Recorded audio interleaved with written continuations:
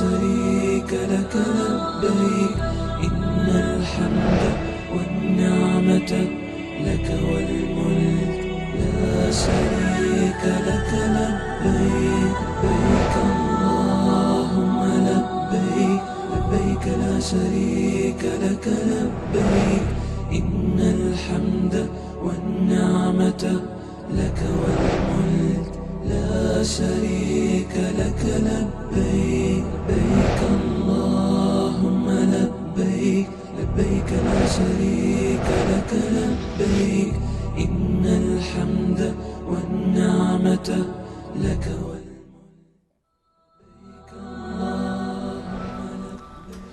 بسم الله الرحمن الرحيم. الحمد لله رب العالمين والصلاة والسلام على رسوله الأمين محمد وعلى آله وصحبه أجمعين ومن تبعهم بإحسان إلى يوم الدين. بیننده های عزیز و گرامی شبکه جهانی وصال حق، السلام علیکم و رحمت الله تعالی و برکاته. باز هم با ویژه برنامه رکن پنجم خدمت شما عزیزان و سروران هستیم. مهمان ما یک بار دیگر جناب دکتر نور محمد عمرای عزیز در استودیو حضور دارند. در آغاز سلام های خود و شما بیننده های عزیز را خدمت جناب دکتر عرض نموده ایشان را یک بار دیگر خیر مقدم میگویم. خیلی خیلی ممنون. بنده هم عرض سلام و ادب دارم، هم خدمت شما و هم خدمت دست‌اندرکاران شبکه و تمامی بینندگان عزیز. و خدا را شاکرم که خداوند متعال بر عمر ما افزود تا این ایام مبارکه رو دریافت کنیم، ایامی که عمل صالح نزد خداوند متعال از همه اعمال با ارزشتر هست و از جمله اعمال با ارزش بسیار صالح که اون هویت ایمانی انسان‌های مؤمن رو بیان میکنه قضیه دعوت و اصلاح و شناخت و رساندن درست مفاهیم دینی است به انسان‌ها و به جامعه. کنتم خیر امت اخرجت للناس، شما بهترین مردمانی بودید که برای بشریت شما رو خداوند برگزید. ویژگی ما چه است ای پروردگار ما؟ تأمرون بالمعروف و تنهون عن المنکر. اون کاری که ما الان میکنیم رساندن همون مفاهیم معروف و مفاهیم ساختاری جامعه و نهی از اشتباهات و دیدگاه‌های نادرستی هست که ان شاء الله خداوند متعال همه عبادات ما رو پذیرا باشه و همه مؤمنان رو مزید توفیق بده تا در این راه همراه هم دیگه بتونیم یک جامعه ویژه و صالح و نیک رو برای خودمون، برای آینده جامعه بشریت تقدیم کنیم. در خدمت شما هستم، بفرمایید. آمین. تشکر. خداوند در این عمر شما اولا برکت بیندازد که تا ما و بیننده های عزیز ما بتوانیم از این عمر مبارک شما، از اوقات مبارک شما مستفید شویم. بیننده های عزیز، موضوع امروز ما ان شاء الله فلسفه حج خواهد بود، چون ویژه برنامه رکن پنجم هست که همانا حج هست. موضوعات متعدد در اطراف این رکن از ارکان اسلام به بحث گرفته شده که امروز انشاءالله روی فلسفه این عبادت عظیم و این رکن از ارکان اسلام بحث خواهیم کرد. بدون شک این عبادت با سایر عبادت‌های دیگر متفاوت تر هست و هر لحظه این عبادت البته دارای فلسفه ها و حکمت ها و درس ها و عبرت ها و پندهای فراوان هست که ما باید در تلاش آن فلسفه ها و عبرت ها و درس ها باشیم. البته هر روز به این با قله بلند این عبادت و این رکن از ارکان اسلام ما نزدیکتر می شویم. روزهای واقعی حج البته دارن نزدیک می شوند، انشاءالله که خداوند نصیب بگردانه. جناب دکتر، پس موضوع ما هست فلسفه حج، درست است؟ آماده هستین؟ بسیار خوب. در ابتدا می خواهیم که فلسفه این اجتماع بزرگ امت اسلامی، تنها امت اسلامی نشاید در تمام جهان این بزرگترین اجتماع بشریت باشه که به وقوع میپیونده و اینجا البته تنها مسلمان ها جمع میشوند. فلسفه این اجتماع با این بزرگی و آن هم همه ساله، سال یک بار تکرار میشود، فلسفه چی است؟ بسم الله الرحمن الرحیم. الحمدلله و الصلاة و السلام علی حبیبنا و مولانا رسول الله و علی آله و صحبه و من والاه. اصولا تجمع و جمع کردن به اصطلاح نیرو یکی از صفاتی هست که همه این رو انجام میدن. همه گروه های سیاسی که در دنیا هست قبل از انتخابات ها، قبل از گروه های جماعت های اسلامی، تنظیم ها، همه سعی میکنند یک وقتی رو هر یه سالی، هر مدتی حسب توانشون، این نیروهایشون رو همه رو در یک جا جمع کنند. یک نوع نمایش قدرت هست و در کنار این نمایش قدرت که به دیگران نشان داده میشه که ما مثلا این انتخابات رو میخواهیم برد، ما بزرگترین نیرو در این کشور هستیم، ما در مقابل به اصطلاح دیگران توانمندیمون از همه بیشتر هست. این یک نوع عرض به اصطلاح اندامی هست در مقابل نیروهای دیگر. بله. که این در همه کشورها ما این رو شاهد هستیم که گروه های سیاسی، جماعت های مذهبی همه این کار رو انجام میدن. بالکل. این در مقابل دیگران، یک چشم سرخ نشان دادن به دیگران. در این حال این تنها به این معنا نیست. برای خود افراد گروه یا حزب یا جماعت این یک مفاهیمی رو در خودشون میسازه. مفاهیم خاصی دیگه دارن؟ یک مفاهیم تربوی هست که اولا این افرادی که در یک گروه و یک جماعت هستن وقتی که در یک اجتماع بزرگ جمع میشن احساس میکنن که ما تنها نیستیم. مایی که مثلا از گروه فلانی در شهر فلان 10 نفریم، ما جزئی از یک جمعیت چند میلیونی در این کشور هستیم. خب پس این نیروها اعتماد به نفس بسیار بالایی دریافت خواهند کرد. درست.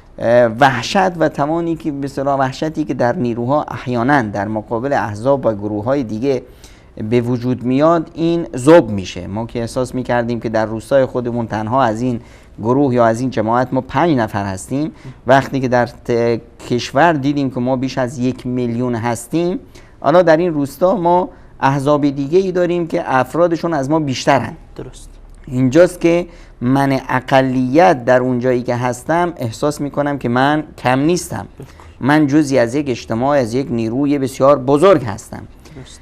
حج این مفاهیم رو کاملا در بر داره. وقتی که ما مثلا یک اجتماع، تشکل حج اولا یک اجتماع قومی یا ملی یا کشوری نیست که مثلا عربستانی ها در حج جمع بشند یا مثلا افغان ها یا ایرانی ها یا استرالیایی ها جمع بشن. نه، کل مسلمان های تمام دنیا در یک جا جمع میشن. اولا یک پیامی است بسیار واضح برای کل بشریت که ما یک نیرویی هستیم که این نیرو اولا زوال پذیر نیست. با این نیرویی که ما تونستیم با یک حرکت، با یک جنبش 4 میلیون انسان رو در یک جا جمع کنیم. یک نیروی بسیار خارق‌العاده است، بزرگترین تجمع بشریت هست، بدونی که ما هیچ زور و هیچ مصارف را هیچ مثلا ما در این مسیر هیچ به اصطلاح جنگی رو به راه ننداختیم، هیچ اجباری رو به راه ننداختیم و هیچ هزینه مرکزی رو ما نداریم. یعنی به این معنا که مثلا خب کشور فلان مردم رو جمع میکنه. چطور جمع میکنه؟ آقا بیایید فلان جا و این از طرف حکومت یک برنامه ریزی شده است، اونجا برای شما غذا مرتب هست، مراکز به اصطلاح آسایشگاه ها هست، همه چیز هست، شما بیایید اونجا جمع بشید. بازم مردم جمع نمیشن، میگن که خب من میرم کار و زندگیم رو کنار میذارم، در مقابل این چه پرداخت میشه؟ مثلا مثل در کشورهای مثلا شیوه دیکتاتوری دارن، این بیشتر اتفاق میفته که وقتی رهبر میخواد که مردم رو جمع کنه، مثلا در مصلی بزرگ تهران بیاید جمع بشین، حالا کی جمع میشه؟ مردم که عامه مردم نمیان، هر کسی به کار خودشون مشغوله. آقا کارمندای حکومت برن اونجا یه روز به اصطلاح اضافه حقوق خواهند گرفت. خب اولا یه اجبار هست، اونجا حضور غیاب میشه. ثانیاً یک اغراء هست که به اصطلاح یک اضافه حقوق بهشون داده میشه. بعد یک اغراءای دیگه هم اونجا گذاشته میشه که در اونجا مثلا رقص هست، در اونجا نمیدونم شربت صلواتی تقسیم میکنن، در اونجا چیزای به اصطلاح مجانی میدن و از این حرفا. اما ما میایم یک اجتماع بزرگ بشریت رو جمع میکنیم، بزرگترین اجتماع که در اون هیچ قدرت مرکزی وجود نداره که بیاد مردم رو جمع کنه. بالکل. کسایی که حرکت میکنن هر یکی هزینه خودش رو خودش کامل از الف تا یا کل هزینه خودش رو خودش برداشت میکنه. قبلا میپردازه. قبلا این هزینه رو به اصطلاح پرداخته، سفرش رو، جایی که به اصطلاح میخواد بمونه، آسایشش رو، خورد و خوراکش رو، از الف تا یای حکایت رو تماما فرد تنظیم کرده و هیچ کسی این فرد رو هم مجبور نکرده. لله علی الناس حج البیت.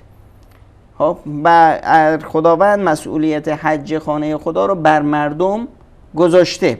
این مسئولیت رو هیچ معیاری نیست، هیچ حکومتی نیست، هیچ قدرتی نیست که بیاد مردم رو سنجش کنه که آقای رحیمی شما پولت به این مبلغ رسیده که شما باید حج برید، تا امسال رفتی حج رفتی و الا شما مثلا مورد بازخواست قرار میدید، 5 سال میرید زندان یا فلان. هیچ همچین موردی نیست. شما میل خودتون میخواد برید یا نرید، پولتون برابر شد. خب کسی که شما رو به حرکت در میاره، این مسئولیت رو در شما ایجاد میکنه، خود شما هستید.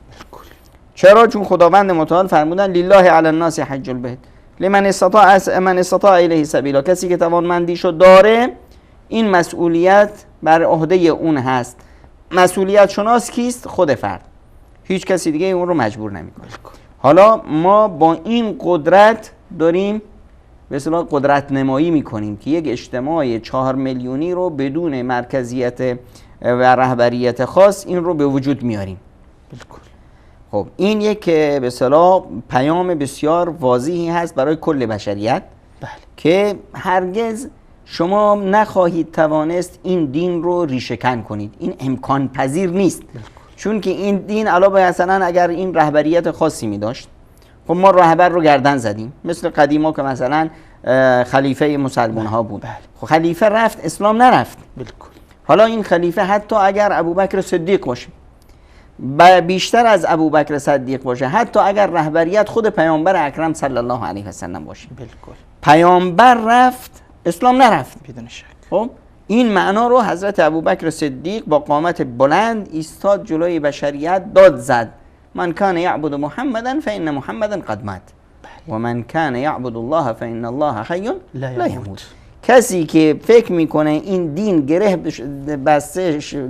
گرهش بر پیامبر اکرم صلی الله علیه و سلم هست و با رفتن پیامبر این گره گشوده شد و تموم شد، پس اشتباه فکر میکنه که این محمد صلی الله علیه و سلم، رسول الله صلی الله علیه و سلم رفتن و دین خواهد موند، چون که این دین با خدا بسته است و عبادت و به اصطلاح عبادات بین فرد هست و خدا خداست و بنده.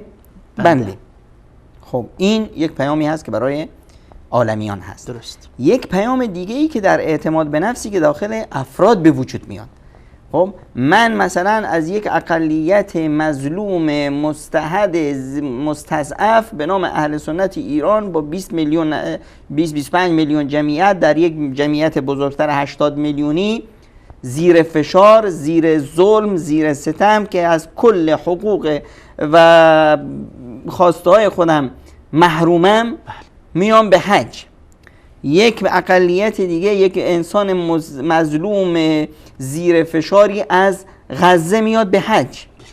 یک افغانی از یک کشور که آتیش اون رو داغون کرده، نفله کرده، میاد به حج. همه ما وقتی میایم به حج میبینیم که ما چه قدرتی هستیم، چون که در زیر فشار احیانا انسان خودش رو گم میکنه، فکر میکنه که این فشار بر من هست و اگر من در مقابل این فشار اولا طاقت مقاومت ندارم و از بین خواهم رفت و آینده رو تاریک میبینم. وقتی میام در مقابل این جمهور امت می ایستم، میبینم که من یک جزئی از یک امت بیش از 1.5 میلیارد جمعیت هستم. اینجاست که دیگه دید خود من عوض میشه. قدرت و توانمندی که من میگیرم یک قدرت و یک نیروی، یک توانی این جمهور در من ایجاد میکنه که من فرد واحد میشم 1.5 میلیارد و بیش.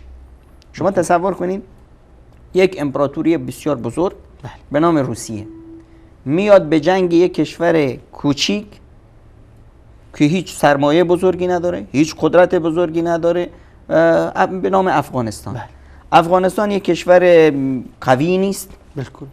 یک کشوری هست که اصلا از راه فراری هم نداره، یعنی هیچ دریایی چیزی نداره یک به اصطلاح عقل میگه که یک قدرتی که ادعا میکنه نیروهایی داره یا بمب‌هایی ساخته که به اصطلاح به اون زمانا میگفتن در سالهای جهاد افغانستان، شایعاتی که روسیه همیشه میگفت که روسیه یک بمبی رو درست کرده که میتونه 70 بار زمین رو از بین ببره.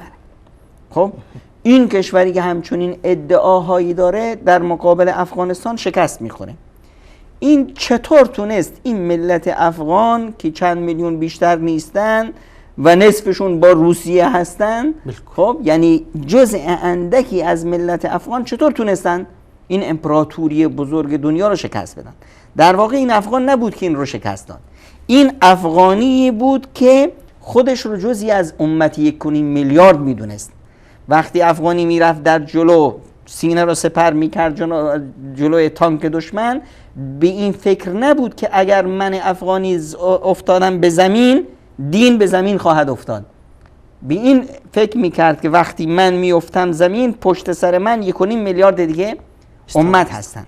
این هست که این نیرویی که به اصطلاح پتانسیل قدرتی که این اجتماع و این تجمع و کنفرانس بزرگ جهانی حج به مؤمنان میده بسیار بسیار حائز اهمیت هست و مهم هست. درست. واسه همینه که همه جماعت ها، همه گروهک ها، همه احزاب فکر میکنن که به اصطلاح باید یک تجمعی باشه. در همه مرامنامه های هر حزب و گروهی که شما ببینید این رو چون که درک میکنن ابعاد نفسی که این تجمعات داره، براشون خیلی حائز اهمیت است. درست. اینی که ما به اصطلاح یک نیرو میدیم به این به اصطلاح قدرتی که ما داریم. در خود این به اصطلاح نیرو تصور کنید که ببینید که حج چطور هست یا یک عبادت به چه گونه است. همونطور که شما فرمودید که این عبادت هست. این عبادت، هر عبادتی 3 بعد داره. یه بعد شکلی داره که ما عبادت میکنیم، نماز داریم، قیام هست، رکوع هست، سجده هست، فلان هست. این یک بعدش هست. این بعد به اصطلاح شکلیش هست. این ارزشیش نیست. درست. خب این بعد رو ما انجام دادیم. چطور این رو انجام میدیم؟ در این بعد ما موظف هستیم که کاملا آنطوری که دین به ما گفته از انجام بده این رو انجام میدیم. درست. پیامبر خدا صلی الله علیه و سلم فرمودن صلوا کما رأیتمونی اصلی. تو این بحثی نیست. همونطور که من رو میبینید چطور نماز میخونم ببینید انجام بدید. این دیگه پرسیدن هم نمیخواد. درست. پیامبر خدا صلی الله علیه و سلم یک حج فریضه انجام دادن. بله. خب و این حج فریضه رو هم روی یک شطوری انجام دادن تا همه ببینن. بعدش هم فرمودن خذوا مناسککم عنی. حج و شیوه انجام حج به من نگاه کنید، اون کاری که من میکنم اون رو بکنید. خب این شکلش شد. یک بعد دیگه هست که رابطه اون عبادت هست با قلب. درست. که در انجام اون عبادت من باید ذوب بشم. من اون عبادت رو با یک محبت خاص انجام بدم. بله. که وقتی که اون عبادت رو انجام میدم لذت ببرم. درست. پیامبر خدا صلی الله علیه و سلم به بلال چی میگن؟ ارحنا بها یا بلال. خب ما خسته ایم، اعصابمون خورد هست، فلان هست، چیکار کنیم؟ نماز بخونیم.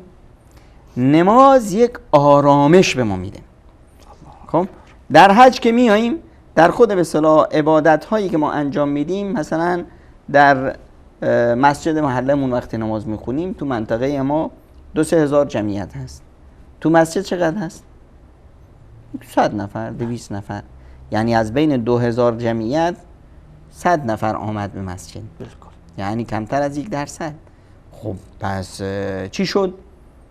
یعنی اینجاست که مثلا ما در وقتی عبادت ها رو انجام میدیم، ما در جهت معاکس تیاری که جامعه داره حرکت میکنه، اون سیر جامعه ما داریم سیر میکنیم.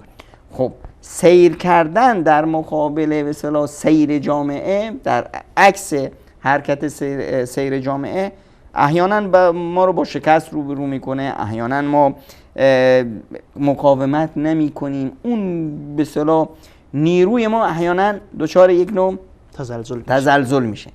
وقتی در حج میاییم میبینیم که همه مؤمنان در یک مسیر سیر میکنن. وقتی که در مطاف طواف میکنیم میبینیم که 1.5 میلیون یا ببخشید میبینیم که 3 میلیون 4 میلیون مسلمون در همین مسیر سیر میکنن. 4 میلیون مسلمون یک ها میرن به منا، به عرفات، به مزدلفه، به رمی جمرات و من جز این من میشم یک به اصطلاح گلبولی در بین این مسیر بزرگ به اصطلاح چند میلیونی. یک سلولم من از یک خانواده بزرگ، از یک تن بزرگ. این خودش من یک نیروی میده، قلب من رو جهت دهی میکنه. درست. بعد از اون یک مورد مهمتر از اینو به اصطلاح شکل عبادت هست، اون اثر عبادت، که این عبادت چه اثری در زندگی من خواهد داشت. یکی به حج میره، از حج با چه برمیگرده؟ با خستگی، با به اصطلاح ضایع کردن پولش، با هیچ دیگه به دست نیاورد. یکی روزه میگیره، از روزه چه دست میاره؟ گرسنگی و تشنگی، هیچ دیگه نداره. یکی دیگه میاد نماز میخونه، پیامبر اکرم صلی الله علیه و سلم میبیننش، میاد پیش پیامبر عرض ادب، میگه که اذهب فصلی فانک لم تصلی، برو نماز بخون که تو نماز نخوندی. یا رسول الله من نماز خوندم. نه خیر، نماز نخون، این نماز نیست. این که کاری که شما انجام دادی اسمشو میخوای بذار ورزش، میخوای بذار نمیدونم نرمش، هر چی دلت میخواد بذار، این نماز نیست. و در حدیث دیگه ما داریم که انسان نماز میخونه و احیانا از نمازش تنها نصفش رو داره، 1/10 رو داره، 3/4 رو داره، 1/4 رو داره. بالکل. به اندازه ای که این نماز اون رو به هدف اصلی نماز نزدیک میکنه، به اون اندازه این ارزش داره و این میتونه به اصطلاح از این نتیجه بگیره. این اثر نماز به ما نشون میده که مثلا ما واقعا نماز خوندیم. اثر حج به ما نشون میده که واقعا ما حج رفتیم یا نرفتیم. ما فقط رفتیم یک گردش کردیم، یک نمیدونم افرادی رو دیدیم. اینه که مثلا الان یه سوالی مطرح میشه که جناب شما پیامبر اسلام صلی الله علیه و سلم میفرمایند که لن تغلب امتی من 12,000. این امت من اگر 12,000 نیرو داشته باشن این شکست ناپذیر هست. 12,000 نیرو یک نیرویی هست که کسی نمیتونه اون رو شکست بده. حالا ما یک نیروی 4 میلیارد به اصطلاح 1.5 میلیاردی داریم که این نیروی 1.5 میلیاردی 4 میلیونش رو در یک اشاره جمع کرد. خب چطور باز ما شدیم چی؟ ضعیفترین اون ملت ها، فقیرترین ملت ها، مظلومترین ملت ها، در حالی که ما بیشترین نیروی اقتصادی دنیا رو داریم، بیشترین درآمدهای دنیا رو داریم. رسیدیم به مرحله‌ای که چی؟ حتی دشمن نیاز نداره با ما بجنگه. الان دشمن با ما نمی جنگه. الان به اصطلاح هزینه‌ای که در جنگ‌های فعلی در جهان اسلام هست برای دشمن صفره. دشمن هیچ هزینه‌ای نداره. کیه که می جنگه؟ ما مسلمون ها با همدیگر می جنگیم.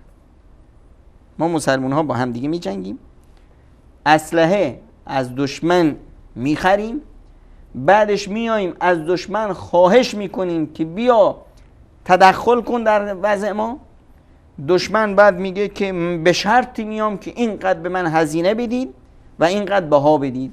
ما همه اینها رو قبول میکنیم. پس اینجا یک معضله هست، یک چیزی از این حکایت گم هست. ما یک موردی رو داریم، یک مهره اساسیش گم هست که اون شناخت عبادت. درست عبادت هست، شناخت این که این عبادتی که ما انجام میدیم فلسفه‌اش چه هست، هدفش چه هست و تأثیرش چه هست. آیا این تأثیر رو ما رسیدیم بهش یا نه؟ درست. اگر نرسیدیم، ببینید یک عبادت یک به اصطلاح یک برنامه است، یک پروسه است. این پروسه مراحل رو طی میکنه. مثلا در عبادت نماز رو ما ببینیم، بعداً حج رو هم مثال میزنیم. در عبادت نماز خداوند متعال چی میفرماند؟ ان الصلاة تنها عن الفحشاء والمنکر. پروسه نماز شما رو از فحشا و منکر باید نجات بده، دور بکنه. این هدف است. بله.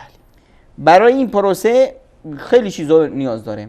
اول اینی که شما وضو بگیرید، باید حلال باشه، جایی که نماز میخونید، نمیدونم لباستون، نظافت، همه این متجه به قبله، چطور نماز خوندن، کجا نماز خوندن، همه اینها مد نظر گرفته شد. اینها مدارجی هست که ما رو میرسونه به چی؟ نماز. به تنها عن الفحشاء و المنکر، از منکر و فحشا ما رو دور میکنه. الان اگر ما این فلسفه و حقیقت این رو درک نکردیم، کل این کار رو ما انجام دادیم، به نتیجه نخواهیم رسید، چون که اون هدف مد نظر ما نیست. درست. ما یک کاری رو روتینوار انجام میدیم، خب هیچ نتیجه نخواهیم گرفت. خب اما اگر این رو طوری که انجام میدیم هدف مد نظر ما باشه. ببینید ما یک چند تا بچه دانشجو رو بگیریم، دانش آموز رو بگیریم که مثلا یک هدفی بذاریم 2 کیلومتر اونورتر، یک نشانی که حالا مثلا در یک بیشتر نمایان میشه که مثلا وقتی برف اومده، دنیا پر از برف است، زمین پر از برف است، خب برف زمین رو پوشونده، ما گرفتیم 10 تا دانش آموز اینجا گذاشتیم، گفتیم که آقا مستقیم برید به سوی هدف. هر دانش آموزی که بیاد زیر پاشو نگاه کنه و بره، وقتی میره اونجا میبینیم که مسیری که طی کرده مسیر مستقیم نخواهد بود. درست. چرا؟ چون زیر پاش رو نگاه کرد، متوجه شد اینجا چاله است، اینجا سنگه، اینجا فلانه، این ور اون ور رفت تا به هدف برسه. درست. اما اون کسی که زیر پا رو نگاه نکرد، چشم رو گذاشت به هدف، مستقیم حرکت کرد به سوی هدف، توجه نکرد در مسیر راه چاله هست، سنگ هست، فلان هست، کوه هست، صحرا هست، هر چی که هست، مستقیم به هدف میرسه، چون که هدف مد نظرش بود. فقدان هدف، فقدان فلسفه عبادت، فقدان اون ماهیت عبادت، هویتی که اون عبادت برای ما میسازه، این باعث میشه که ما عبادت رو انجام بدیم اما چیزی غلط به هر صورتی که شد، نه به اصطلاح احساس لذت خواهیم کرد و نه دیگه به زورکی نماز میخونیم، زورکی حج میریم، زورکی همه روزه میگیرن ما هم بگیریم، اما در نهایت روزمون غیر از تشنگی خستگی، به اصطلاح حجمون غیر از هدر دادن مال و خستگی، نمازمون غیر از خستگی برای ما چیزی نخواهد داشت. جزاکم الله خیرا. با امید این که هدف رو معین بکنیم، سپس به سوی آن هدف در حرکت باشیم. پس این اجتماع بزرگ امت اسلامی که از این امت بیش از 1.5 میلیارد که گفتن چند میلیون این بدون هیچ نوع اجبار و اکراه و بدون هیچ نوع تبلیغات پیشی سابقه‌ای جمع میشن، همه با شوق و ذوق خود، البته هزینه را خود فرد آماده میکنه، خودش مصرف میکنه، همه کارش هم خودش متحمل میشه و این کنگره بزرگ امت اسلامی به وقوع میپیونده. گفتن هدف اولش این است که به جهانیان نشان بدیم که این امت زوال پذیر نیست، شما نمیتوانید با کشتن و با این و آن اسلام و اهل اسلام را ختم کنید. یک پیام دیگهش گفتن که امت‌های که در اقلیت قرار دارن، مثال دادن اهل سنت ایران یا اقلیت‌های مسلمان که در کشورهای مختلف جهان هستن، وقتی که اینجا میآیند از این کنگره بزرگ امت اسلامی یک قوت شخصی و یک نیروی درونی برای خودشان میگیرن که نه ما 1 تا 2 تا یا ما 20 میلیون اهل سنت ایران یا 25 میلیون نیستیم، بلکه ما ملت بیش از 1.5 میلیارد هستیم. این بعد دیگهش بود. حالا میخواهیم که این کنگره بزرگ اسلامی را خداوند مکانشان را تعیین کرده که باید این اجتماع بزرگ امت اسلامی در مکه به وقوع پیونده، جایی که صحراهای سنگ، کوههای سنگ، بدون آب جاری، بدون درخت، بدون باغ، بدون بستان، هیچ آثاری آسایش دیده نمیشه. البته ما داریم در جهان اسلام زمین ها یا مکان هایی که خیلی از نگاه آب و هوا خیلی مناسب تر برای تجمعات این چنینی هست. پس فلسفه انتخاب مکه برای این کنگره بزرگ امت اسلامی چی است؟ ببینید ما یک عبادت بزرگ داریم، بله، که این عبادت بزرگ هدفش بسیار بزرگ هست. بالکل. هدف حج خیلی زیباست که ما مثلا بگیم که هدف حج چی است. بله. اصلا هدف از آفرینش و خلقت چی هست؟ هدف از آفرینش و خلقت کل کائنات چی؟ کائنات چه است؟ خداوند متعال میفرماید الله الذی خلق 7 سماوات و من الارض مثلهن. بله. خداوند 7 7 آسمان ها و همچنین 7 زمین. مثل اونها زمین رو آفرید. بله. یتنزل الامر بینهن، که این قوانین الهی در حاکم میشه اینجا. حاکم میشه. بله. هدف چه است؟ لتعلموا ان الله على كل شيء قدیر، تا بدونید که خداوند بر هر چیزی قادر هست، تواناست. و ان الله قد احاط بكل شيء علم، و خداوند از همه چیز خبر داره. کل این کائنات خلقت شد به خاطر اینی که ما بدونیم خداوند قادر مطلق هست و عالم مطلق. حالا ببینیم که حج برای چی بر ما فرض شد. خداوند متعال میفرماید جعل الله الكعبة البيت الحرام قياما للناس والشهر الحرام والهدي والقلائد. برای چی؟ ذلك لتعلموا ان الله يعلم ما في السماوات وما في الارض وان الله بكل شيء عليم. کل این عبادت به خاطر اینی است که شما بدونید خداوند از همه چی آگاه و عالم است. وقتی ما دونستیم که خداوند بر همه چیز آگاه و عالم است، پس دیگه مشکلی نیست. وقتی خداوند خبر داره از مظلومیت من، وقتی که خداوند از مشکلات من آگاه است، وقتی که خداوند از وضع من آگاه است، پس من غمم کجاست؟ چرا میترسم؟ چرا وحشت دارم؟ وقتی که خداوند متعال میداند من در مسیر اون حرکت کردم، وقتی خداوند متعال میداند که من در مسیر اون هجرت کردم، خب میخوام عوض بشم، میخوام از این اشتباهی که کردم برگردم، دیگه دلهره کجاست؟ خطر کجاست؟ وقتی که خداوند متعال میداند که بعضی از نیروهای شر منو تهدید میکنن، من از به اصطلاح جوانی در تهدید هستم، در خطر هستم، وقتی خداوند میداند پس جای ترس و واهمه ای نیست. خب اینه که وقتی خداوند میگه جعل الله الكعبة البيت الحرام، خداوند متعال یک به خاطر این که مثلا وقتی ما کسی رو بسیار دوست داریم، خوشمون میاد بریم پیشش، بریم خونش، خب کجا بریم پیش الله؟ الله ذوالجلال به عنوان یک رمز یک خانه ای رو در زمین که اول بیت وضع للناس هست، یعنی اولین خانه ای که برای مردمیان، برای انسانها گذاشته شد، پس گذاشته شد، کسی غیر از انسان اون رو گذاشت، پس خداوند خودش این خانه رو اینجا قرار داد. این خانه رو خداوند به عنوان رمزی قرار داد که من محبوب برم پیش حبیب خودم، منی که انسان هستم، بنده هستم، خدام رو دوست دارم، برم پیش عزیز خودم. خب این یک رمز هست. حالا وقتی من میرم پیش عزیز، کجا خداوند این جا رو کجا گذاشت؟ خیلی جالب است که شما میفرمایید که اگر مثلا در یک منطقه می بود اونجا خوش آب و هوا، شمال افغانستان هست، بدخشان هست، نمیدونم کوههای سر به فلک کشیده، جنگل ها، یا یه منطقه دیگه هست، نمیدونم اونجا دریاست، ساحل است. خب اونجا اگر می بود چی میشد؟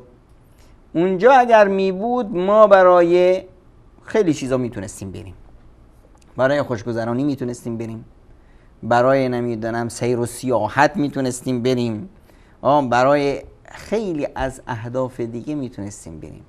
خداوند متعال حکمتش چنین اقتضا کرد که این خانه اش در کجا باشد؟ در بین کوهها و صحراها و صخره‌های بی آب و علف و در یک جای صحرای برهوت، که من بنده فقط و فقط میرم به خاطر الله ذوالجلال. اگر عبادت حج یا کعبه در مکه مکرمه نمی بود، آیا کسی به مکه می اومد؟ کی می اومد در بین جای یک صحرای بی آب و علف؟ اما خداوند اینجا خانه‌اش رو انتخاب کرد تا مردم وقتی میان، مؤمنان میان، دیگه در ذهن مؤمن سیر و سیاحت اصلا نیست، چون جایی برای سیر و سیاحت نیست.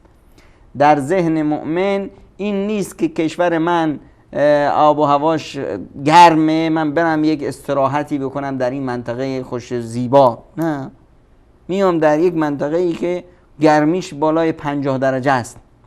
بسیاری از افرادی که میان از جایی میان از روسیه و از زیر برف ها میان، مؤمنانی که از اونجا میان برای اولین باره که پوستشون گرمای 50 درجه به بالا رو تجربه میکنه.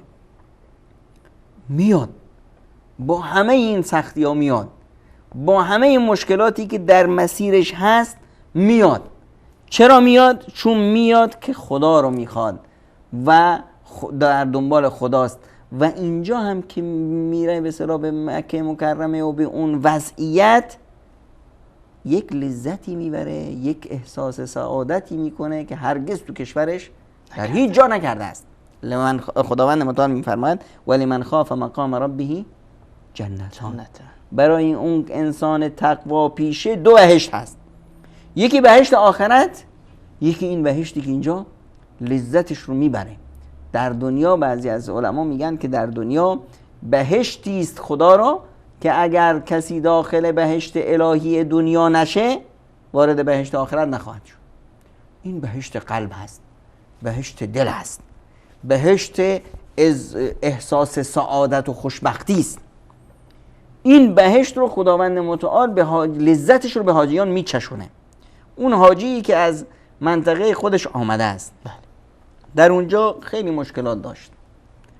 قضیه زمین هست، مشکل با برادراش سر میراث زمین دعوا داره، نمیدونم خودش 4-5 تا بیماری های مختلف داره و فلان و همه کار و روزگار و این همه مشکلات رو داره. وقتی میره به حج چیکار میکنه؟ همه این مشکلات رو گذاشت دور، همه اینها رو رها کرد، رفت به حج. خداوند متعال یک سکینه و یک عشقی و یک آرامش و یک امنیتی رو در قلب اون فانزل علیهم السکینه میبارونه که اون اصلا یادش میره که مریض بود. یا این رو ما در عزیزانی که در حج هستند شاهد هستند، اون که رفتن دیدن که افرادی که به اصطلاح در مسیر حرکت میکنن 10 کیلومتر راه رو میره، کسی هست که در شهر خودش 2 تا قدم رو با 4 تا عصا باید میرفت. حالا میبینیم که همین کوجه پشت پیرزن، کوجه پشت به اصطلاح 100 و اندی سال در حال حرکت هست. امسالی که از حاجیای هند خانومی هست بالای 120 سال. این خانم بالای 120 و اندی سال این چطور داره حرکت میکنه؟ اینجاست این نیرویی که نیروی به اصطلاح که خداوند متعال در قلب اون با یک لذت، با یک عشق، با یک محبت داره سیر میکنه در مسیر چی؟ در مسیر عبادت. لذتی که این احساس میکنه بهترین و ثروتمندترین انسان ها احساس نمیکنن. خود امام ابن تیمیه یک جمله بسیار زیبایی دارن. امام ابن تیمیه یک شخصیتی بود که زندگیش همش بحران بود، همش یا زندان بود یا سوار بر اسب 4 نعل در میدان جهاد میتاخت یا در دعوت و همه به صلاح عرق روی پیشانیش خشک نمیشد. درست. خب این شخص با همه زندان رفتن ها و شکنجه دیدن ها و اینا این ظالمان رو به مسخره میگیره، میگه این بیچارا چه فکر کردن؟ انا جنتی و بستانی فی صدری، بهشت و سعادت و آرامش من در سینه‌ام هست. این رحت فهی معی، هر جا که من برم این سعادت و این خوشبختی و این لذت با من هست. اگر منو در زندان بندازن، خب اینجا هم جزئی از زندگی من هست، من اونجا مشغول میشم به خلوت با خدا. من چقدر لذت میبرم از اعتکاف و خلوت با خدا. این فرصت در بالای اسب جهاد یا در به اصطلاح مسیر دعوت یا در جای دیگه برای من میسر نیست. خدا خیر بده همین ظالمان رو که منو انداختن به این فرصت رو برای من مهیا کردن. اگر من رو از کشورم بیرون میکنن میفرستن، من میخوام که برم یک مقداری هجرت رو تجربه کنم. پیامبر خدا هجرت کرد، من هجرت کنم، برم سیر و سیاحت کنم، دنیا رو ببینم، خلقت خدا رو ببینم، لذت ببرم از خلقت الهی. فوقش اینا زیاد قدرتی که بخوان به نمایش بذارن، همین که گردن من رو بزنن. این آرزوی من است که من شهید بشم، پیش خودم برم. همه این جهادم، همه این تلاشم، همه این کارم برای چی است؟ برای رسیدن به بهشت است. به بهشت و رضایت الهی. حالا کسی بیاد و من رو بفرسته به بهشت و رضایت الهی، دیگه من ناراحت بشم؟ اینه که این لذتی که هست، بعضی از صالحان میگفتن که اگر پادشاهان بدونن که ما در چه لذتی هستیم، در چه شادی و در چه بهشتی و در چه احساس آرامشی هستیم، می اومدن با شلاق به زور ما رو میزدن و این که بتونن این لذت ما رو از ما بدزدن و بگیرن، که این اصلا براشون قابل تصور نیست. اینه که وقتی که حاجی خانهش رو، خانوادهش رو، خیشانش رو، عزیزانش رو، کارش رو، مشکلاتش رو، همه رو پشت سر میگذاره میره به حج، این دیگه در یک سیر و سیاحتی هست. همین مکه‌ای که به اصطلاح یک جای گرم، یک نمیدونم سوزان، شلوغ، همه اینها، این براش یک لذتی خواهد داشت که اصلا چون که این در واقع به معبد نیومده، نزد معبود اومده. اینه که ما فرق بین عبادت، بعضیا که این رو درک نمی کنن، بسی کوتاه‌اندیشان که فکر میکنن که مسلمان ها یه معبدی دارن. ما مسلمون معبد نداره، مسلمون معبود داره. مسلمون وقتی به حج میره، به خانه خدا میره، به یک عبادتگاه نمیره، به سوی خدا میره. خدایی که فَأَيْنَمَا تُوَلُّوا فَثَمَّ وَجْهُ اللَّهِ، هر طرف که بنگری خداست. خدا رو در هر جا داری. وقتی خدا رو در دلت داری، در جهت داری، حتی اگر میرم نماز میخونم باید به سوی کعبه باشه، نمیدونم کعبه به کدوم سوست، هیچ اشکال نداره. میخوام نماز بخونم مسجدی باشه، بابا اینجا مسجد نیست، جعلت لی الارض مسجدا و طهورا، هر جای زمین که نماز میخونی مسجد تو هست، هر سو که رو کنی این کعبه تو هست.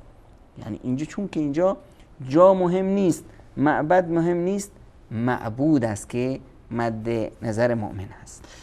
تشکر، سلامت باشین. اجازه بدین بریم به سراغ یک برنامه. بین الله عزیز، میان برنامه کوتاه را میبینیم و با ادامه همین موضوع فلسفه حج برمیگردیم خدمت شما.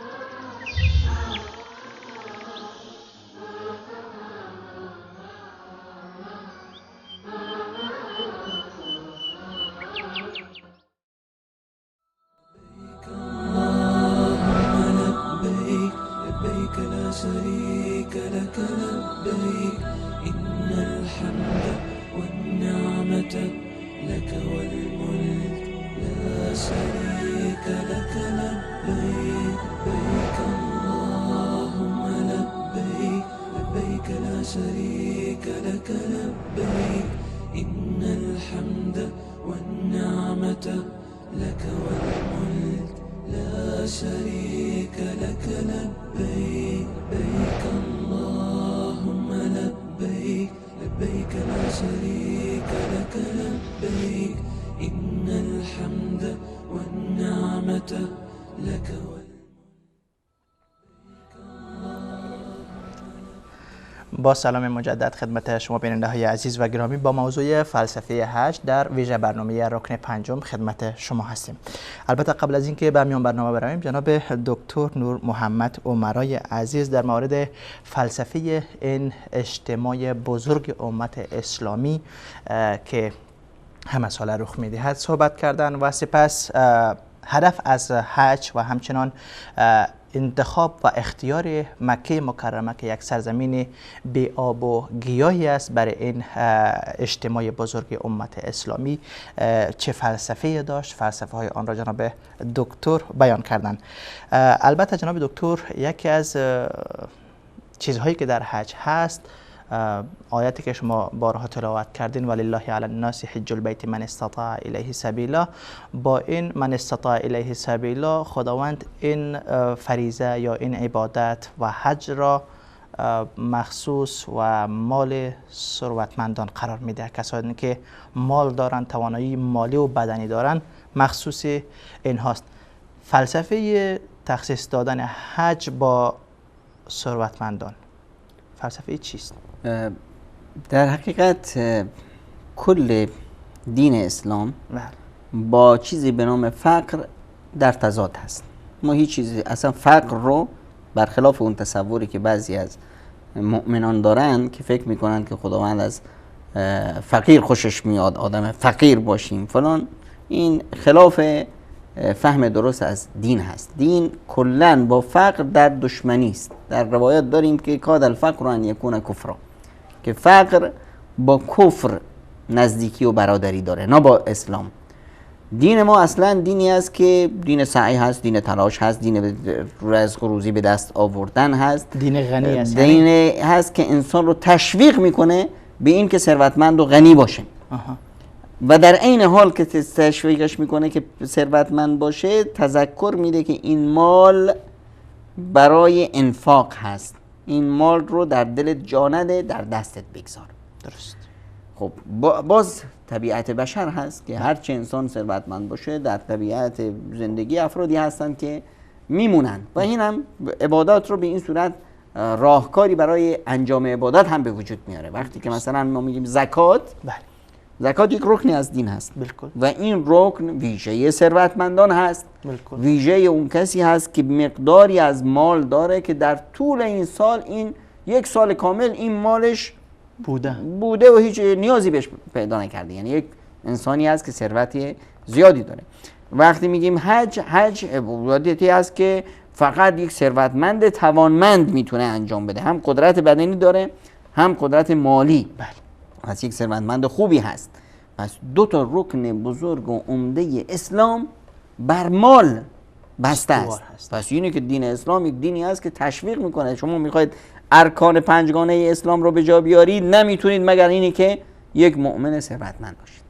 خب الان این مال، خود مال مشکلش این است که وجود ثروت و وجود قدرت بدنی احیانا انسان رو مغرور میکنه که انسان خودش رو در خودش گم میکنه.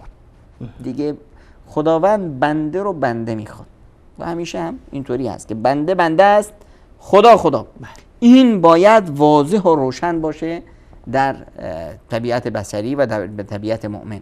اما یه وقتی میشه که اتخذ الهه هوا میشه، که مؤمن یا فرد میاد هوا و هوسش رو به عنوان خداش قبول میکنه، در پی هوا و هوس میشه. ما میگیم مثلا فلانی شهوت پرست هست، فلانی خودپرست هست.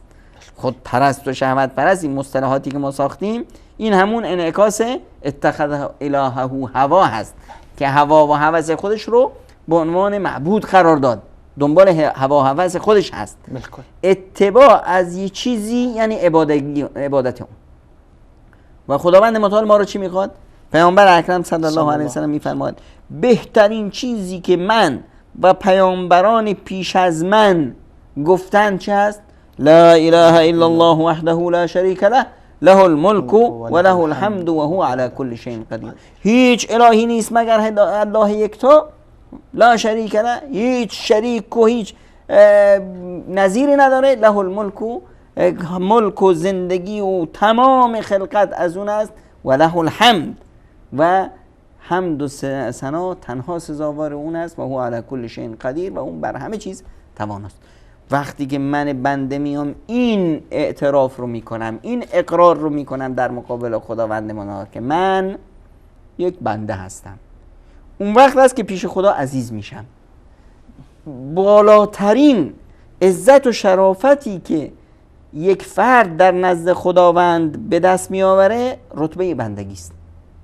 پیامبر اکرم صلی الله علیه و سلم در طول قرآن یا ایها الرسول هست، یا ایها النبی هست، اما در معراج بنده است.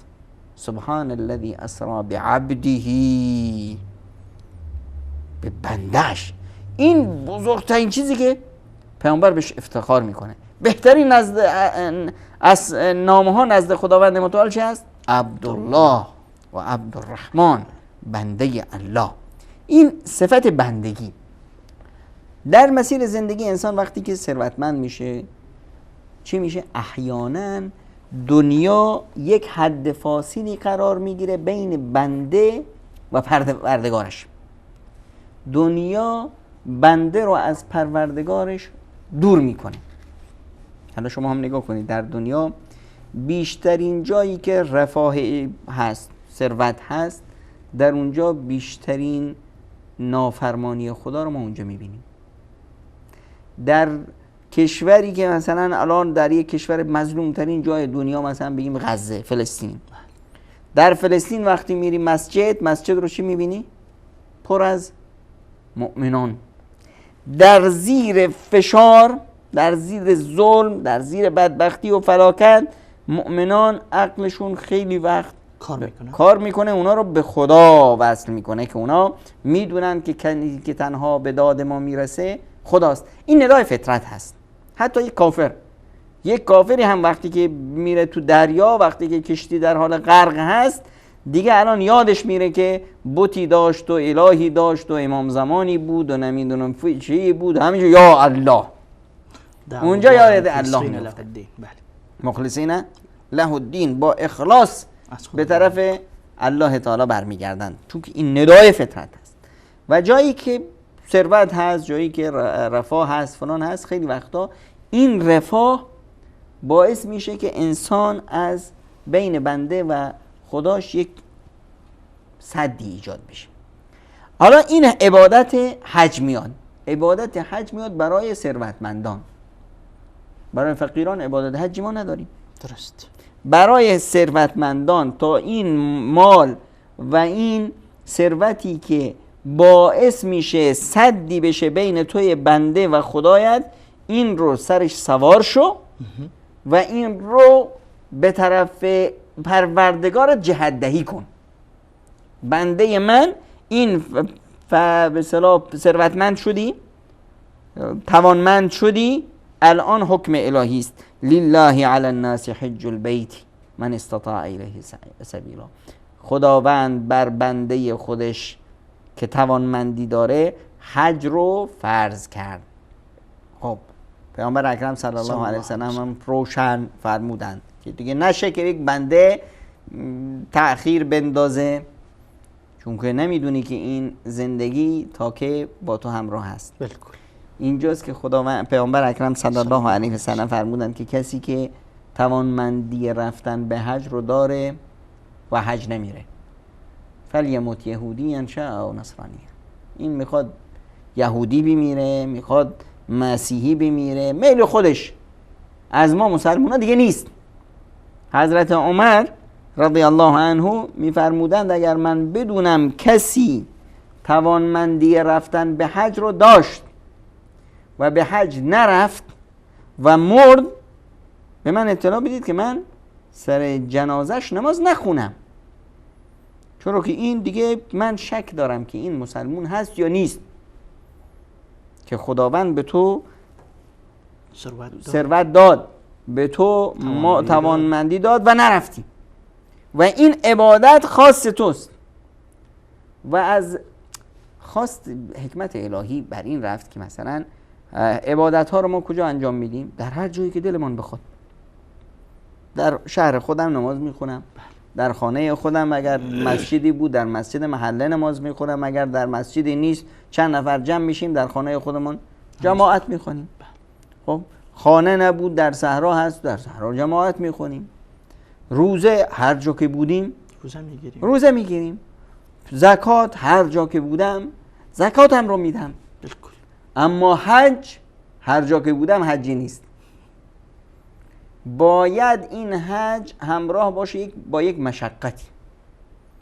تو پیش عزیز میریم، پیش خانه خدا میریم، پس برای رفتن به خانه خدا باید یک آمادگی قبلی داشته باشی، یک استعداد قبلی داشته باشی، یک هزینه ای رو هم پرداخت کنی. تو میخوای پیش از خانه الله ذوالجلال بری، باید یک هزینه ای هم پرداخت کنی تا ارزش این عبادت رو هم بدونی و این ثروتی که احتمال داشت تو رو از خدا دور کنه، این ثروت رو تو گرفتی در جایی استفاده کردی که تو رو به خدا برسونه. این نعمتی که میتونست نقمت بشه، میتونست بلا بشه، کلا ان الانسان لیطغی، چرا؟ ان رآه استغنا. انسان وقتی که کم احساس کنه که دیگه نیاز به کسی نداره، ثروتمند شد و خیلی گول میخوره. قارون چی میگفت؟ انما اوتیته علی علم عندی. یادش رفت که پدرش چه وضعی داشت، گذشته خودش چه وضعی داشت. همین که مال و ثروت رو به دست آورد گفت که این به خاطر صلاحیت‌های خودم هست. من تحصیلات کردم، مدارک عالیه به دست آوردم، این ثروت رو به دست آوردم. من در بازار تلاش میکردم، کار میکردم، ذکاوت داشتم، هوش و چی داشتم، این ثروت رو به دست آوردم. یادش میره که این روزیده خداوند است. از تویی که در بازار و در محیط کار زحمت میکشیدی، یک الاغ 10 برابر تو زحمت میکشه، کار میکنه. اما ثروتی که تو به دست آوردی الاغ به دست نمیاره. یک کارگر معمولی 10 برابر تو بیل میزنه، اما این ثروت رو خداوند به تو داد. پس آن که ثروت داد، آن که روزی داد، الله ذوالجلال هست. نه صلاحیت های تو، نه عقل و توانمندی های تو. در جامعه ما میبینیم خیلی از افرادی که بسیار پولدار و میلیاردر هستن شاید سواد خواندن نوشتن هم نداشته باشن. پس این الله هست که روزی میده به بنده.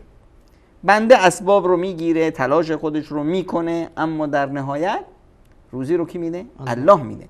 من بنده در حج یاد گرفتم، در مسیر حج، که هاجر علیها السلام سعی کرد. کجا سعی کرد؟ بین صفا و مروه. چقدر سعی کرد؟ تا آخرین توانش. یک بار میرفت روی صفا نگاه میکرد اینجا آبی نیست، رفت روی مروه آبی نیست، تموم شد آبی نیست، پس مایوس میشد، ناامید میشد. نه، 7 بار آخرین توانی که داشت دیگه، الان کل قدرت و توان و تلاشش رو به خرج داد، افتاد، هیچ دیگه نای رفتن نداره.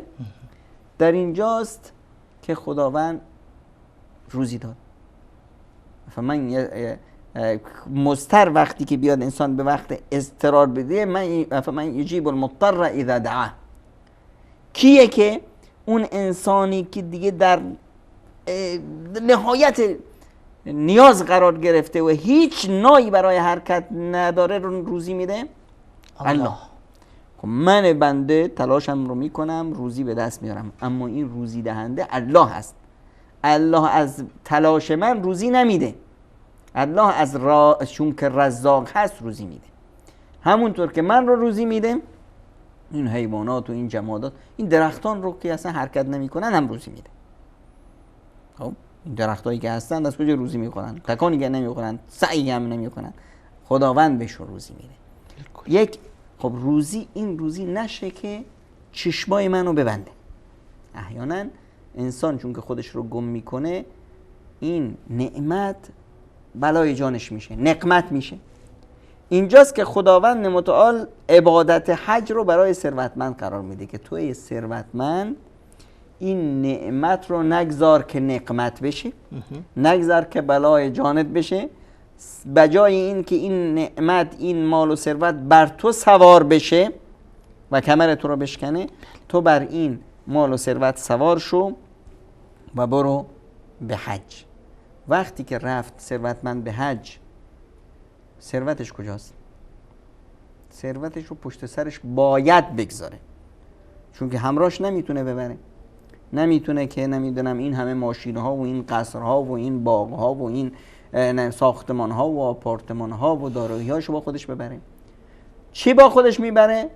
دو تکه پارچه، دو تکه پارچه ای که قیمتشون خیلی ارزون برای همه مهیاست. یعنی ثروتمند میره به حج در شکل کی؟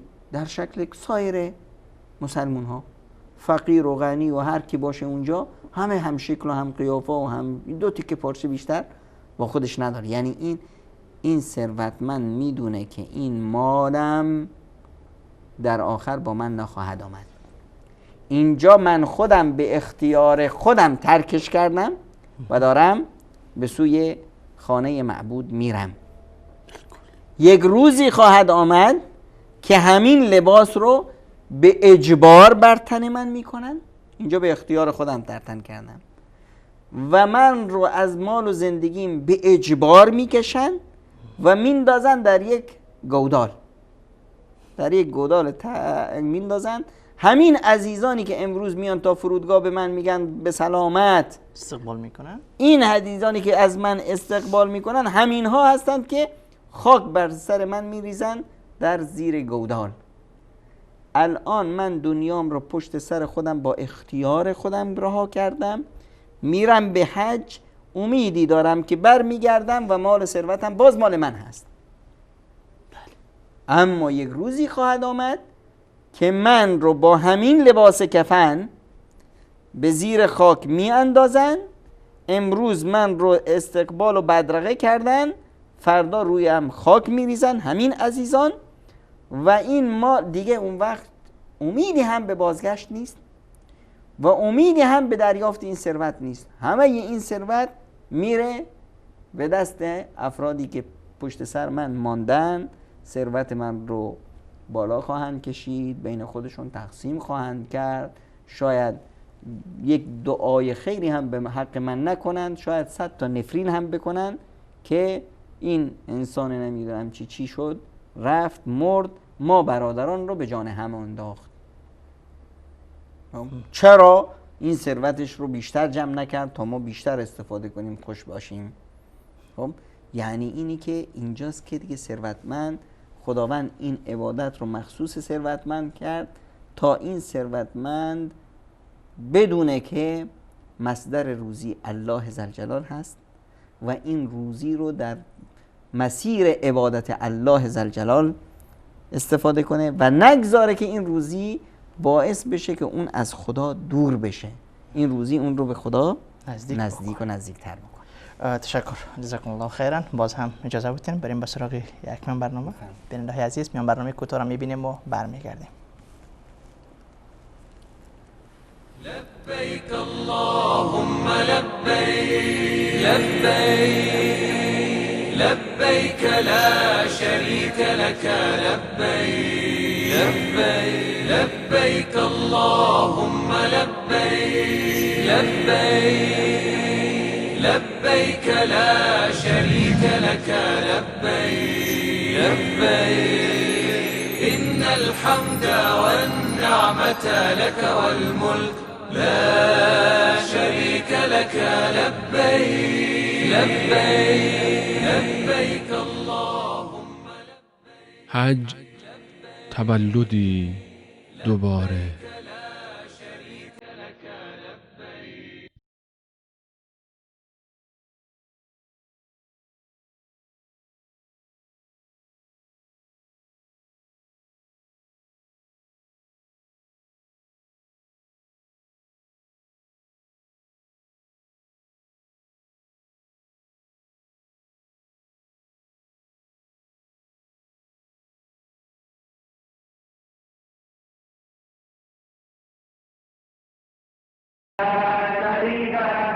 لبيك اللهم لبيك لبيك لا شريك لك لبيك اللهم لبيك لبيك لا شريك لك لبيك إن الحمد والنعمة لك والملك لا شريك لك لبيك لبيك اللهم لبيك لبيك لا شريك لك لبيك إن الحمد والنعمة لك والملك لا شريك لك لبيك لبيك اللهم لبيك لبيك لا شريك لك لبيك إن الحمد والنعمة. بله بیننده های عزیز، جناب دکتر داشتن در مورد فلسفه اختصاص و یا مختص شدن حج با ثروتمندان. البته جناب دکتر شما چیز دیگه گفتین که دین اسلام با فقر در تضاد هست، در جنگ هست، در حالی که فقرای زیاد اهل اسلام داره. للفقراء المهاجرین من آیاتی هم هست که در مورد فقرای مهاجرین و انصار در وصف آنها. واقعا فقر یعنی چیزی بدی است؟ و روایتی که شما خواندین گفتین که فقر یعنی نزدیک به کفر هست یا چیزی شبیه. فقر انسان رو به سوی کفر سوق میده. الان اگر شما نگاه کنید هر جایی که فقر هست، کشورهای فقیر، مناطق فقیر، میبینیم که اونجا مذاهب باطل میرن اونجا دنبال سربازگیری، از فقر انسان ها سوء استفاده میکنن. انسان فقیری هست به خاطر بسیار یک لقمه نان خودش رو و دینش رو و آینده فرزندانش رو هم میفروشه. اینه که دین با فقر در جنگ هست و همین که اصلا در محیط خب به هر حال روزی ها رو خدا تقسیم میکنه، تفاوت اجتماعی در هر جامعه‌ای به وجود میاد. برای از بین بردن این فقر خداوند زکات رو بر اغنیا فرض کرد که ای مؤمن غنی تو باید به اصطلاح این فقر جامعه رو دور کنید. یعنی هدفتان زکات یک نوع مبارزه با فقر هست؟ زکات به مبارزه و جنگ صریح با فقر هست، چون که زکات اصلا اختیاری نیست، اجباری است. زکات به معنای این نیست که من یک مالی دارم بدم در راه خدا یا ندم، نه. زکات به این معناست که خداوند متعال به من یک مالی داد، به من ثروتمند 100 داد و به من گفت که از این 100 که به شما دادم 2.5 از شما نیست، 97.5 از شما، 2.5 رو برو بده به اون افراد. هم افراد رو هم ذکر کرد، مشخص کرد، این که اصناف زکات که میگن اینا. در عین حال وللمال حق بعد زکات، که اگر به اصطلاح زکات کفاف نکرد، صدقه و تشویق‌های مستمری که ما داریم در راه به اصطلاح صدقه دادن، اطعام فقرا و المساکین، اینا همش یک جنگ صریح هست با فقر. در جامعه‌ای که عدالت اجتماعی باشه به معنا و مفهوم اسلامی، فقر خود به خود از بین میره. جزاکم الله خیرا. جناب دکتر بریم طرف فلسفه بقیه مراسم و مناسک حج. بدون شک عرفات و وقوف عرفه در روز عرفه یعنی رکن اساسی و رکن بزرگی از ارکان این مراسم هست که همین چند میلیونی که شما گفتین در آن روز، البته همین آن چند میلیون در یک صحرای سوزان دیگه گرده هم میاین و اونجا یک وقت محددی را سپری میکنن. فلسفه این وقوف در عرفات یا این اجتماع چند میلیونی در آن واحد در یک وقت محدد در عرفات فلسفی چی است؟ خیلی زیباست استاد رحیمی عزیز وقتی ما به حج نگاه میکنیم و به عرفه و اینی که پیامبر اکرم صلی الله علیه و سلم میفرمایند الحج عرفه. بالکل.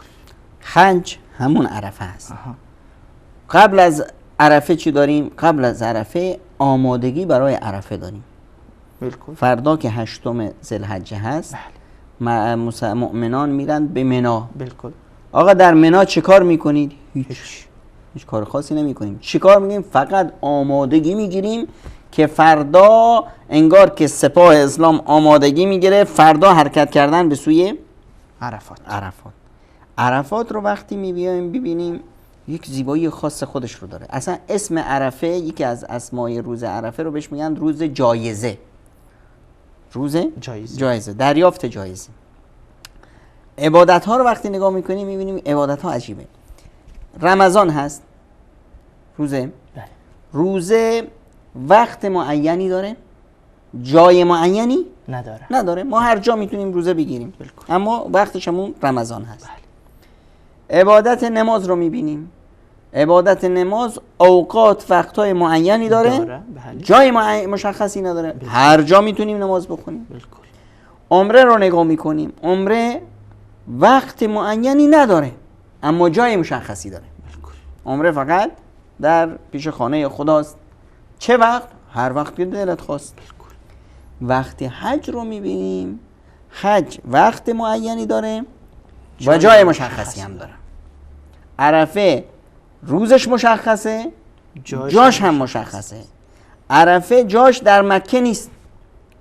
چرا؟ چون ما مؤمنان آمدیم از مکه در ذوالحلیفه یا از میقات ما احرام بستیم. همه مؤمنان شدن یک شکل و قیافه، آمدن حج کردن. کجا حج کردن؟ در مکه مکرمه. مکه مکرمه یک شهر شلوغ، ساختمان‌های بزرگ و حج که کردیم، اولین عمره که کردیم رفتیم احراممون رو گذاشتیم، لباس پوشیدیم. باز ما برگشتیم از اون احرام، حالت احرام اومدیم بیرون. از اون مفاهیمی که احرام داشت، یگانگی و وحدت شخصیت امت اسلامی، ما اومدیم بیرون. همه کارامون رو کردیم، اون اعتماد به نفس رو به دست آوردیم، حتی پیام زور و به اصطلاح قدرتمندی رو هم نشون دادیم. وقتی آمدیم طواف کردیم بله. این کتفمون رو اتباع کردیم، کتفمون رو بیرون کردیم تا همه دشمنان چه انس و جن و هر چی که هستن بدونن که ما مسلمان‌ها قوی هستیم. خب این اظهارا رو کردیم، اما وقتی میایم بیرون میبینیم که بعضیا لباس خوب دارن، بعضیا برگشتیم به همون حالت اول. یعنی اینجا اون وحدت و اون اتحاد ایمانی و بندگی نمایان نشد دیگه. باز افراد ثروتمند رفتن هتل‌های بسیار گران قیمت گرفتن، فقیرها هتل‌های ارزان قیمت‌تر گرفتن، ثروتمندان لباس‌های آنچنانی پوشیدن. حتی باز لباس‌های هر کشور متفاوت شد. این خودش باز یه طعم دیگه داره که اینا ما این به اصطلاح چند رنگی جهان و ملت‌ها رو خوب با شکل و قیافهشون مشاهده میکنیم. بعد از این حرکت میشه به سوی عرفات، میریم منا، از اونجا آمادگی میگیریم، احرام پوشیده همه میریم به عرفات. به احرام برمیگردیم. پس برمیگردیم به احرام و میریم به کجا؟ به این جای مشخص. برای چی میریم؟ برای دریافت جایزه. خداوند متعال به مؤمنان فرمودن که شما بیایید در عرفه جایزتون رو دریافت کنید. ببینید در عرفه جای عبادت خاصی نیست، به این معنا که ما بریم عرفه، در عرفه آقا رفتی 200 رکعت نماز بکن، همچین چیزی نداریم. برعکس نماز ظهر و عصرت رو با هم بخوان و کمتر هم بخوان، به جای 4 رکعت 2 رکعت بخوان. یعنی یک نوع تخفیف به ما داده شده، هم در نماز و به جای اینکه 2 وقت بخوانیم 1 وقت میخوانیم، و هم در تعداد به جای اینکه 4 رکعت بخوانیم 2 رکعت میخوانیم. پس اینجا به ما یک به اصطلاح تخفیفاتی داده شده. خب آقا در عرفه رفتی 1 بار قرآن رو ختم کن، همچین چیزی نیست. چه هست اونجا؟ در عرفه رفتی که خداوند به تو افتخار کنه، جایزه رو دریافت کنی. در حدیث نبوی هست که در هیچ روزی خداوند اینقدر انسانها رو از آتش جهنم نجات نمیده که در روز عرفه نجات میده. در روز عرفه روزی هست که روز آزادی است، روزی هست که خداوند افرادی که جهنمی هستند رو نجات میده، روزی هست که کمر شیطان شکسته میشه. در هیچ روزی از سال شیطان حقیرتر، بدبختتر، ذلیلتر، شکست خورده تر، ناامیدتر دیده نمیشد و نشده مگر در روز بدر و در روز عرفه هر سال. بدبختی شیطان هست، واقعا هم بدبختی هست. یعنی چی بدبختی هست؟ ببینید پیامبر اکرم صلی الله علیه و سلم میفرمایند الحج المبرور لیس له جزاء الا الجنه. حج مبرور جزایش پاداشش چیه؟ بهشته. اینایی که اومدن در عرفه بهشتی میشن. یعنی چی؟ یعنی این فردی که الان 100 سال عمرش هست، 80 سال عمرش هست، 60 20 40 سال عمرش هست، این افرادی هستند که شیطان برای این فرد 100 سال هزینه کرده، زحمت کشیده. سر این فرد 80 سال شیطان زحمت کشیده، هزینه کرده، این رو گمراه کرده. این 60 سال عمرش هست، 60 سال شیطان زحمت کشیده، تلاش کرده که برای این یک عالمه گناه جمع کرده. این طرف میاد فقط در عرفه، بی آقا بخشیده شدی، بهشت. کل این زحمت ها و بدبختی ها و فلاکت ها و نیرنگ ها و نقش های شیطان همش باد هوا. شیطان دیگه الان چیکار کنه؟ این بدترین روزی هست که شیطان هر سال با اون با پتک اون زده میشه. و در این روزی هست که خداوند متعال به مؤمنان افتخار میکنه. ان الله یباهی به اهل عرفات. خداوند افتخار میکنه به اهل عرفات و به ملائکه میگه ای ملائکه من، ای اهل آسمان ها، بنگرید، اینها بندگان من هستند که از جاهای دور آمدن برای چی؟ آمدن چی میگفتن مؤمنان؟ لبیک اللهم لبیک، لبیک لا شریک لک لبیک، ان الحمد والنعمت لک والملک لا شریک لک. این مؤمنان می آمدن میگفتن لبیک، یعنی آمدم میام، در راه هستم، با تمام کوله بار گناه در راه هستم. ای خدای من، میدانم که توی الله یکتا هستی، میدانم که تو غفار الذنوب هستی، غیر از تو ای خدا کسی رو ندارم. کجا برم؟ سرشکسته ام، همه گناهان بار گناه رو آوردم، غیر از تو یا الله من جایی رو ندارم. پیشی که برم؟ خدایم تو هستی، بنده ام، گناهکارم، بله، اما آمدم رفتم طواف کردم، اعتراف به گناه کردم، گناهم رو پاک کردم، آمدم به عرفات. ای الله جایزه رو از شما دریافت کنم. میاد اینجا خداوند متعال به فرشتگانش میگه که ببینید ایشون همه خاکالود، خسته، کوفته، از جاها آمدن. برید ای مؤمنان، اگر گناهانتان به اندازه قطره‌های باران باشه، به اندازه ریگ‌های ریگستان‌ها باشه، به اندازه زبد دریاها باشه، هر چه باشه گناهان شما، قد غفرت لکم، من از شما درگذشتم.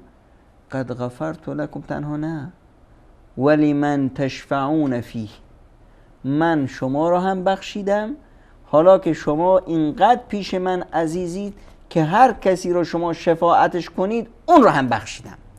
هر کسی که شما برایش دعا کنید اون رو هم من بخشیدم. و به اهل آسمان ها میگه که این بندگان من به این صورت اومدن پیش من، طلب جایزه میکنن، آمدن غیر من از من خدایی رو ندارن، اینها رو من بخشیدم. اینها اومدن اینجا ولم یرونی، اینها منو ندیدن. ایمان مؤمن به خداوند ایمان غیب هست. فکیف لو رعونی، اگر این مؤمنان منو میدیدند باز چی میکردن؟ اونها اون وقت دیگه محبتشون رو چطور ابراز میکردن، اون وقت دیگه چطور پیش من زار و گریان می اومدن، اون وقت دیگه چطور با چه به اصطلاح محبتی به سوی من بال میکشیدن. الان که من رو ندیدن با این وضع اومدن. اینی که عرفه واقعا حج اکبر هست. عرفه واقعا جایی هست که اونجا مؤمن به اصطلاح کمال عروج رو میگیره. نه تنها اون کسی که اونجا رفته، نه تنها اون کسی که اونجا رفته. عرفه، ویژگی عرفه برای تمام مؤمنان هست. ویژگی عرفه و این رو باید مؤمنان مد نظر بگیرن که روز عرفه و روزه عرفه اون روزی هست که حاجیان بر صحرای عرفه ایستادن. وقتی من در تلویزیون میبینم که فردا حاجیان در عرفات ایستادن، دیگه نیام حرف فلان شخص رو نگیرم. فلان بنده خدا میگه که فردا پیش ما عرفه است، حرفش رو بذار کنار. تلفن کن به برادرت که در حج هست، برادر عزیز من شما کی میرید عرفه؟ میگه فردا. پس فردا عرفه است. عزیز من در عرفات ایستاده است، من بگم که نه امروز عرفات پیش ما نیست، فردا عرفات است. عزیز من عرفات پیش من و شما نیست، عرفات پیش حاجی است. روزی که حاجی در عرفات هست من اون روز رو روزه میگیرم، همگام میشم در عبادت با حاجی، در تذلل و در اظهار عبودیت با حاجی همگام میشم.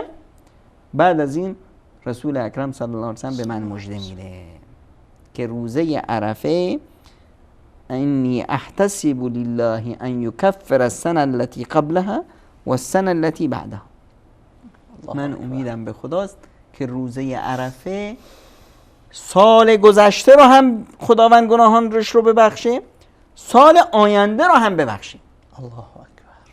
این یک ویژگی هست، جایزه خیلی بزرگ، یک جایزه هست که این رو در تاریخ فقط یک جا میبینی. وقتی که خداوند متعال به صحابه رسول اکرم صلی الله علیه وسلم میفرماید رضی الله عنهم، که خداوند از اونها خوشنود شد. وقتی که خوشنود شد یعنی از گذشتهشون خوشنود و راضی است، از آیندهشون هم راضی و خوشنود است. این خوشنودی الهی پایان نمیپذیره که بگم به اصطلاح چند سال بعد من راضی بودم از شما الان راضی نیستم. اینه که خداوند سال گذشته رو هم میبخشه، سال آینده رو. یک نعمت، یک جایزه بزرگ، جایزه غفران و قبولیت رو حاجی اونجا دریافت کرد و من مؤمن این جایزه رو در خانه خودم میتونم دریافت کنم. جزاکم الله خیرا. تشکر. خیر. ببینین فکر میکنم وقت ما رو به پایان هست، فقط 2 دقیقه از وقت ما مانده. بعد از عرفات یگانه چیزی که رخ میده مختصرا اگر روی ازی بحث کنین، حاجی بعد از عرفات در معرکه بزرگی که رمی جمره است، جمره عقبا را وقتی که میزنه و بعد از او اما حدی خود باید ذبح بکنه و در جهان اسلام بعد از نماز عید قربانی هم ذبح میشه. فلسفه ذبح مختصرا چون وقت پایان است. مختصرا قربانی دادن یعنی چی؟ یعنی من یک عزیزم رو، چیزی که برام عزیزه رو در راه خدا میدم. عزیزترین چیز نزد حضرت ابراهیم علیه السلام چه بود؟ فرزندش. حضرت ابراهیم آمد فرزندش رو قربانی کنه. من هم باید، چون که این حج استمرار و دوختن امروز من با تاریخ نبوت و پیامبران هست. پیامبران عزیزترین چیزهایشان رو در راه خدا دادن. من هم میام به عنوان یک رمز یک قربانی میکنم و با این رمزم به خدا میگم که بار الها همانطور که من مالم را گرفتم اینجا گوسفند کردم سرش رو بریدم، من به همین صورت هر آنچه عزیزی که پیش خودم دارم رو قربانت میکنم. اگر مال و ثروتم رو میخوای قربانت، اگر جاه و مکانتم رو میخوای قربانت، اگر زن و فرزند و پدر و مادر و عزیزم رو میخوای قربانت. در راه دعوت اسلام من از هیچی کوتاهی نمی کنم و همه چیز رو در راه خدا قربان میکنم. این پیامی هست که وقتی که گوسفند بعبع میکنه و ما سرش رو میبریم باید این رو در خودمون بکاریم و احساس بکنیم. تشکر، جزاکم الله خیرا و بارک الله فیکم. تشکر از شما بیننده های عزیز که تا این لحظات با ما بودید. یقینا از صحبت های شیرین و همه جانبه جناب دکتر نور محمد عمرای عزیز در مورد فلسفه حج، رکنی از ارکان اسلام و یکی از بزرگترین ارکان اسلام و یکی از فرایض عمده الهی و یکی از بزرگترین اجتماع امت اسلامی و بزرگترین اجتماع بشریت که تنها توسط امت مسلمه در این روزها به وقوع می‌پیونده. انشاءالله که مستفید شده باشید. همیشه شما عزیزان را به خداوند یکتا و یگانه میسپارم. الله یار و مددگارتان. السلام علیکم و رحمت الله و برکاته.